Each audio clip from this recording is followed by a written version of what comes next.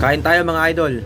So ito po yung ating tanghalian ngayon, ginisang chicken pastil. So produkto po namin to. Sa mga gusto po mag-order, PM lang po kayo sa akin.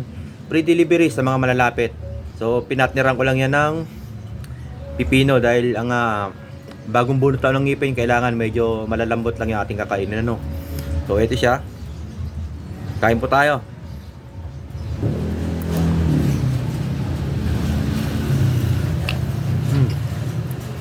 Solid. Napakasarap talaga mga idol. So sa mga bumili nito, kung nabawasan nyo na, i-rep nyo na lang, pero wag sa taas, sa baba lang para hindi masyado siyang tumigas. Tapos so, kung gagamitin nyo naman uli, igisan nyo na lang uli kung gusto nyo mas mainit. Tapos lagyan nyo na lang kaunting bawang tsaka sibuyas, tsaka kaunting pampalasa para mas lumasa siya. Kasi ito, habang tumatagal, lalong sumasarap. Chicken pastil. As papatira mo ito, pipino.